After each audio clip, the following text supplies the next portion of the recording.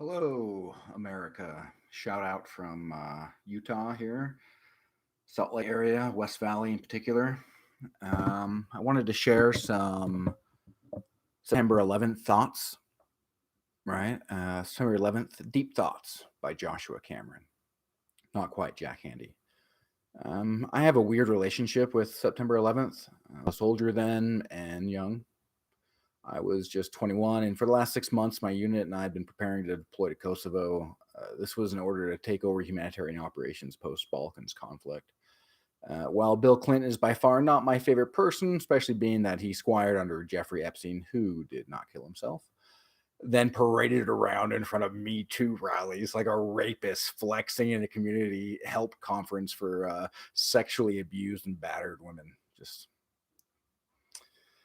why that's important is that it underscores our values. Does Bill Clinton's disgusting and depraved behavior then play out in the international stage? Likely. Epstein had a black book with the world's most powerful people. And yet, even still, when I served in Kosovo, I found what is to be viewed as great. Talk about MAGA. Consider this. 8 days after September 11th, so September 19th, 2001, we deployed to Kosovo. Like, we knew this was going to happen for the last 6 months. All I knew was that this was a predominantly Muslim country. This was strange because the narrative on the news was that Muslims waged war on us. It wasn't just like one dude, or it wasn't Saudi Arabia. Not really sure exactly why we keep that from the news. That pretty much every hijacker was Saudi Arabian. Anyway, and yet, even still, opportunity found itself knocking at my door, right? Here I am thousands and thousands of miles away.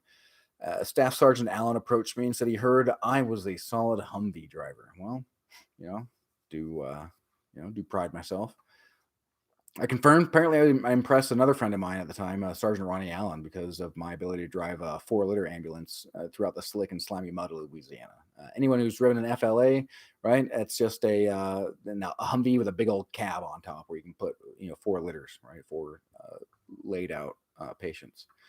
Anyway, Staff Sergeant Allen in Kosovo was building a detail to give med caps to civilians ravaged by war, right? So we'd actually go out there to and give them what sort of clinical therapy that we can give, right? No sort of can't really treat chronic conditions.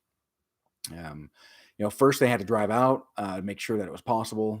Kosovo is a lot like Utah, actually. Mountains and snow included. We often had to chain up to drive to some small hamlet and give medical aid to a local public place like a school. One time in particular, I think it was around New Year's 2002, we brought all of our medical staff and vehicles to an Albanian town. Albanians were being genocided by the Serbians.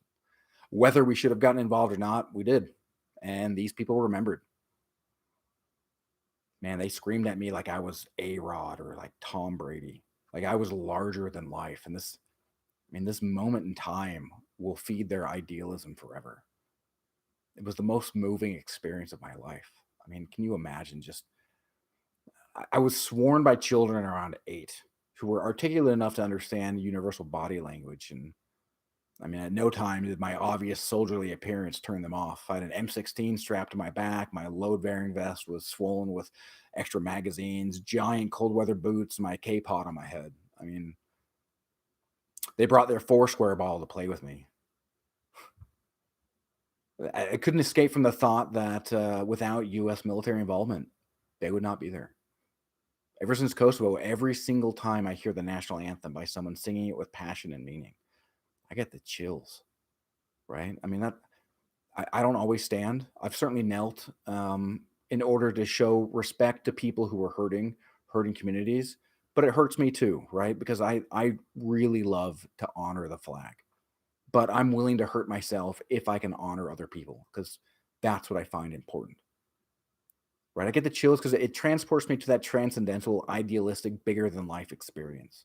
It also suggests that while here we are 20 years later and Afghanistan collapsed, we weren't saving a people from extinction or annihilation.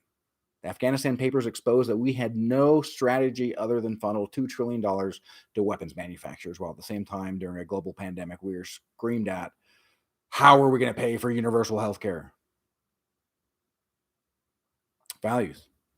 What moved me in the most in Kosovo was the human life we preserved. the lives in the world, bringing value, not potential value, not action, but people actually manipulating their environment in ways humans do. The fact that I was part of a body that perpetuated their lives and allow them to continue their path throughout life is humbling and honoring. This suggests that our military has potential value, but we aren't executing it in the correct manner. I've heard a lot of beating up on my military brothers and sisters. Right, these are men and women who, for their own reasons, signed on the dotted line and are burdened beyond anything that 99% understand. I would like to take the time, this time, September 11th, to honor my living brothers and sisters. We often say, "Never forget," as if we need some wrathful, avenging angel of death for the lives lost. We never take the time to, instead of being the angel of death, we be a merciful shepherd of men to those still living and contributing to the world. We can actually make their lives better by integrating a proper value structure that rewards the soldiers and not the privateer mercenaries like Eric Princes of the world. America, you're a beautiful place. Those, like all beauty, there's a lot of chaos and heartache involved in achieving it and or maintaining it. I think we have it in us to actually make America great, whether you think again or for the first time. I don't really care as long as your efforts go towards and not against the living. The best way we can honor the dead is by sacrificing for the living. Not the one or the two who own as much wealth as vast populations, but the vast populations are what are deserving of our respect and dignity. What would the world look like if we quit treating our population like a war-torn, sanction-ridden enemy of our military? Sanctions prevent life-saving healthcare options from reaching people in much the same way overpricing does here. We spread propaganda through the streets of those we wish to war against in order to turn their population against those who have their better interests in mind and those who simply want to, and turn it to those who simply want to occupy their land. As John Bolton in the former Trump administration said about Venezuela, it's the oil. That's why we're in Iraq. We can extract value from these people by stealing their natural resources. If that's all, is that all that different than anti-abortion laws? 1 in 4 women have an abortion. 1 in 4. That means we will continue to happen to those those around you, those that you've seen, and those who continue to come into the world. 1 in 4. Most abortions happen with families who already have children. The brass tacks of the matter is, people often abort due to economics. They can't afford it. I think the birth rate's like 1.7. We don't even have a replacement right now because we just extract all wealth. The same way we extract value out of Iraq, just steal the natural resources. We just funnel up the natural resources from our population. We war against our very own citizens.